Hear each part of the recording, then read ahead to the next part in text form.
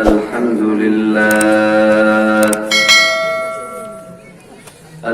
لله نحمده ونستعينه ونستغفره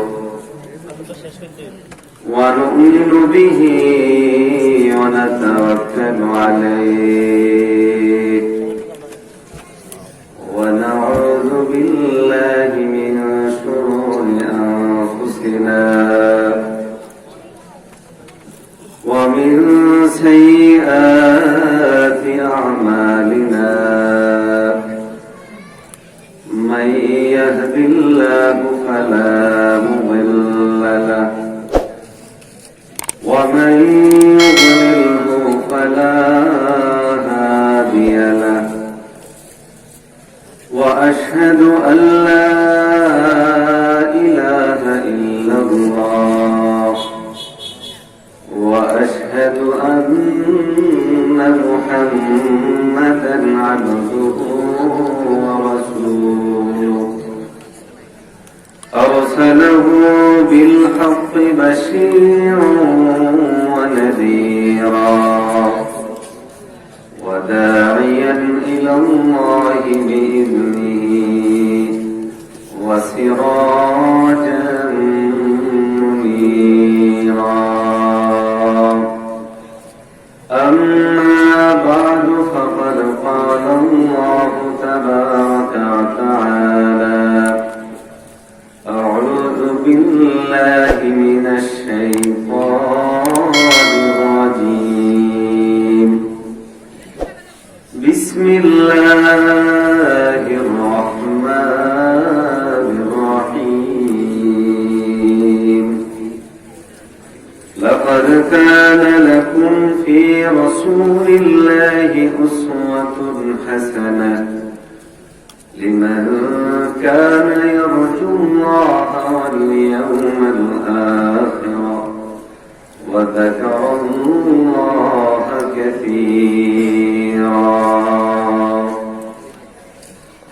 وقد قال حبيبنا رفيقنا محبوبنا معشوقنا محمد صلى الله عليه وسلم من أحب سنتي فقد أحبني ومن أحبني كان معي في الجنة أو كما قال عليه الصلاة والسلام صدق الله مولانا العظيم وصدق رسوله النبي الكريم ونحن على ذلك من الشاهدين والشاكرين والحمد لله رب العالمين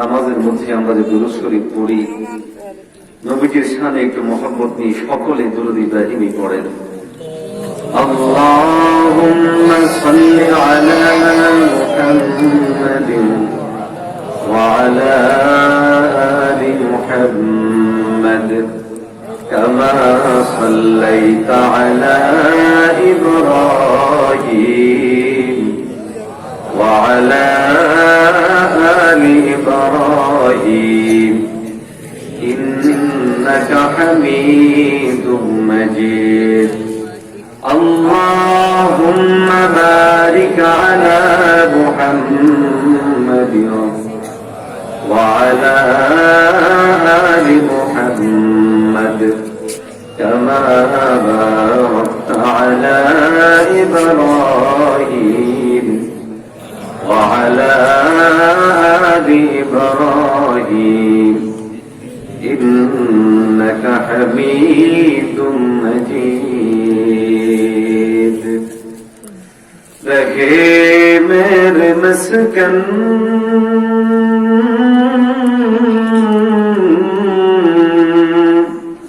حوادی کعبہ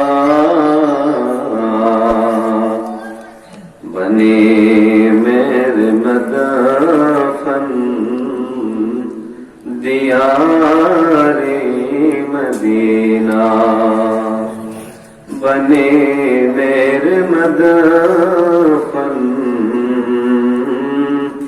दियारे Medina.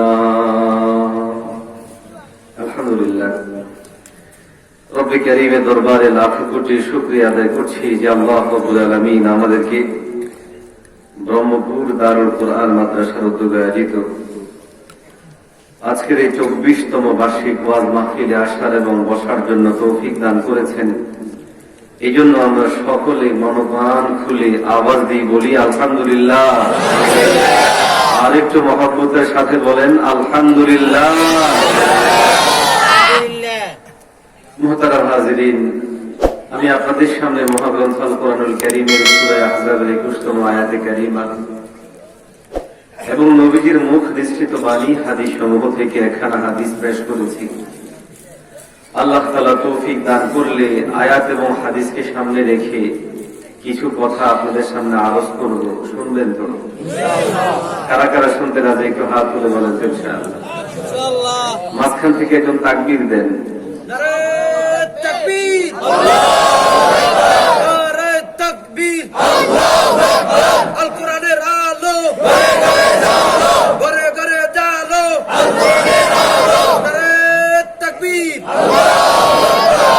আল্লাহ আমাদেরকে তৌফিক দান করেন।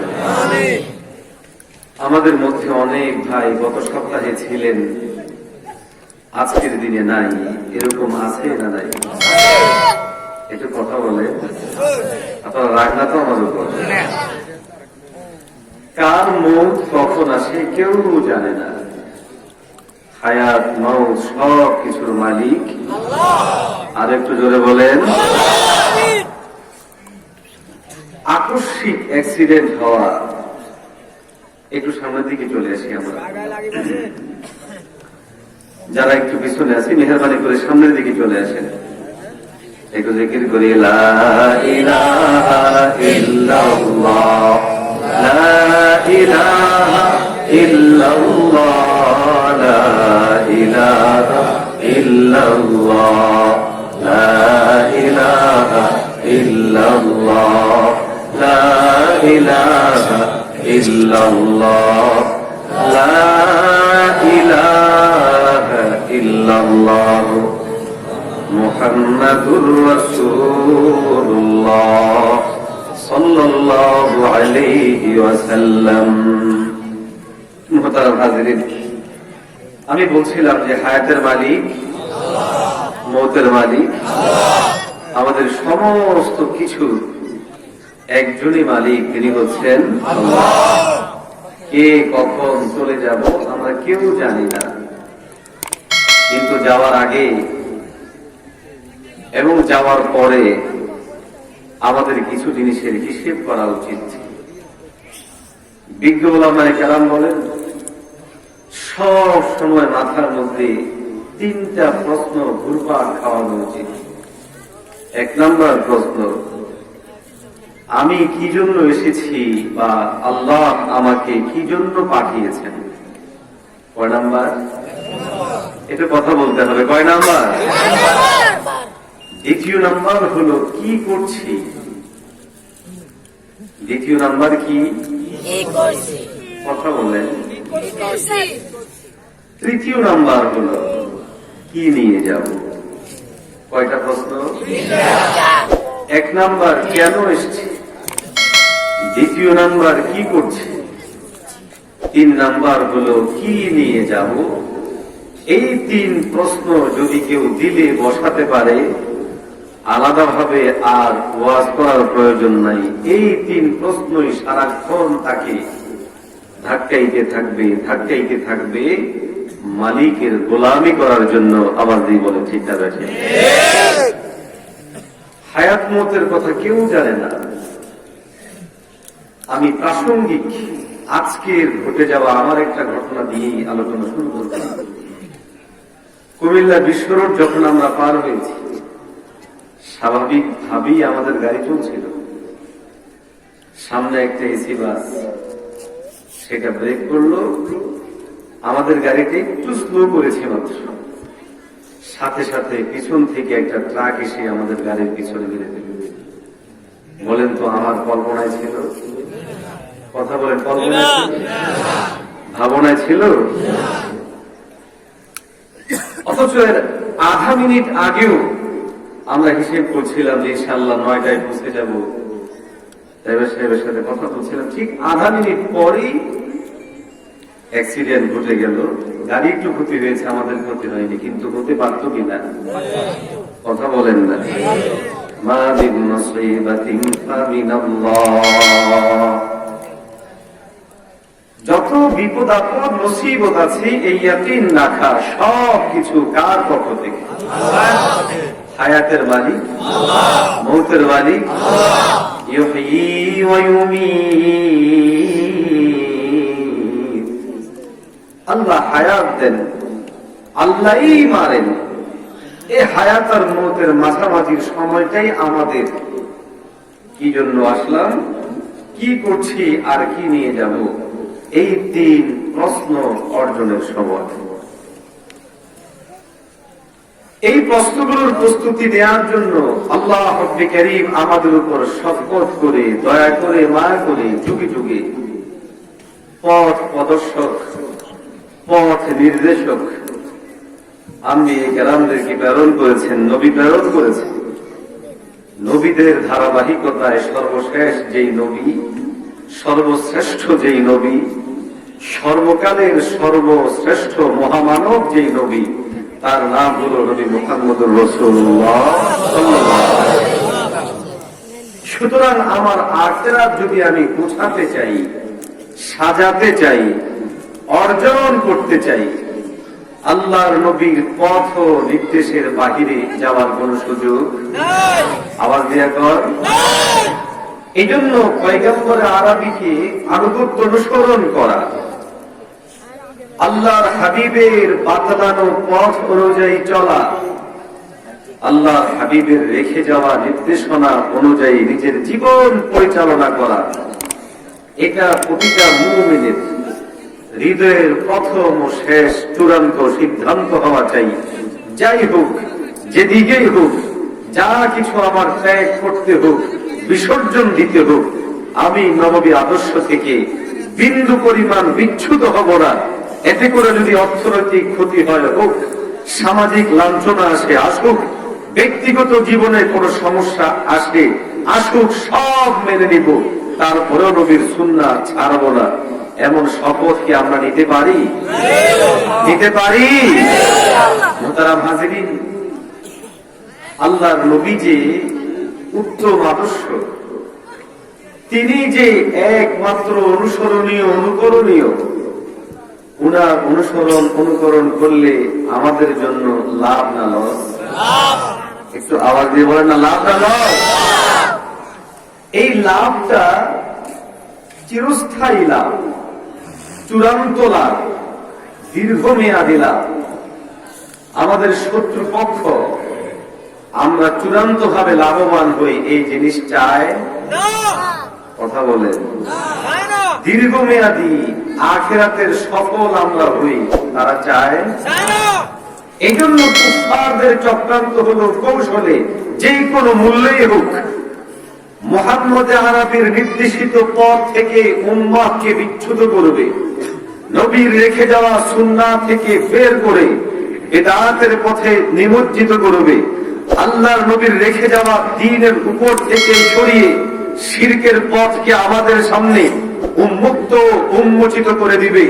এজন্য তারা বেশ কয়েকটা ষড়যন্ত্র নবী যখন জীবিত ছিলেন তখনও করেছে, আজ যখন আমার নবী দুনিয়ার হায়াতে জীবিত নাই তখনও করছে। টার্গেট একটাই, বিশ্ব নবীকে, নবীর আদর্শকে, নবীর আদর্শের পতাকাকে বুলুণ্ঠিত করা।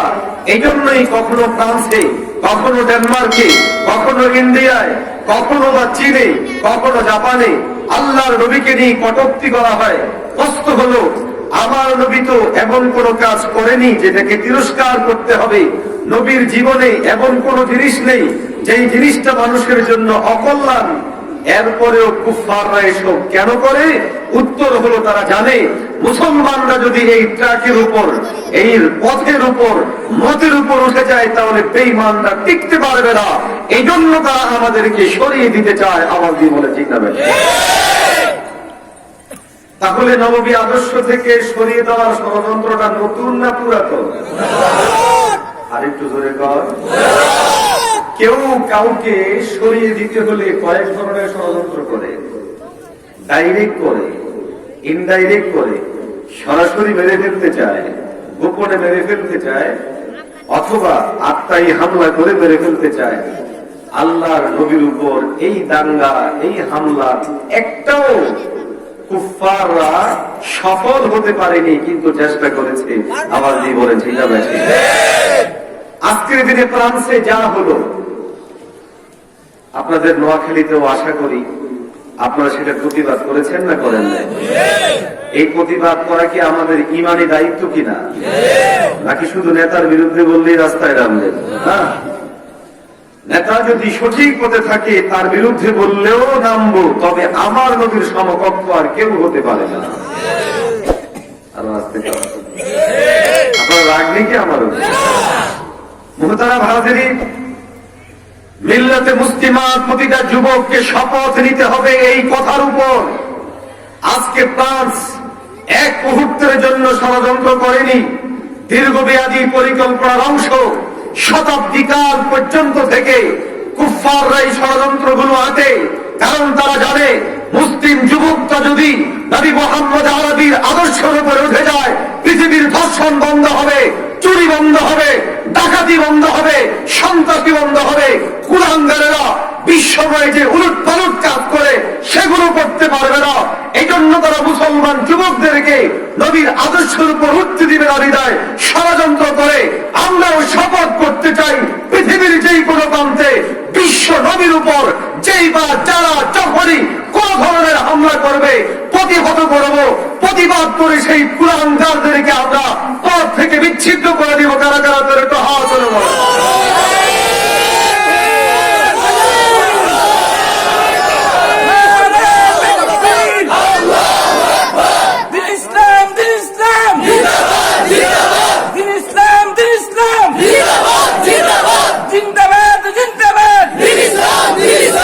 ইসলামের শত্রুরা আল কোরআনের শত্রুরা, আল রাসূলের শত্রুরা, তাকবীর। মুহতারাম হাজিরিন, আল্লাহর নবীকে নিয়ে দুই ভাবে ব্যঙ্গ বিদ্রোহ করা হয়েছে।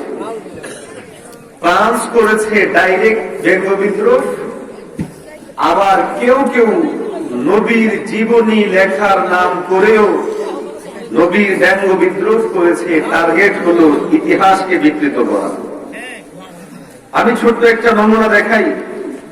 এই যে আমার মোবাইলের স্ক্রিনশটে একটা পেজ আপনারা দেখতে পাচ্ছেন, দেখা যায় এখানে উপরের শিরোনামটা, পাশে দেখেন কাবা শরীফ আছে না নাই? দেখা যায় কি যায় না? বন্ধ করে গেছে, দেখা যায়। এই পাশে দেখেন একটা মানুষ এভাবে দাঁড়িয়ে আছে, আছে না? শিরোনাম হলো হযরত মুহাম্মদ। তাহলে স্বাভাবিক ভাবে মনে হয় এখানে আমাদের নবীর জীবনী আলোচনা করা হবে। জীবনী আলোচনা করা ভালো না মন্দ? আমার কথা বলেন, ভালো না মন্দ? কিন্তু যদি জীবনী আলোচনার নামে বিকৃতি করা হয় সেটা ভালো?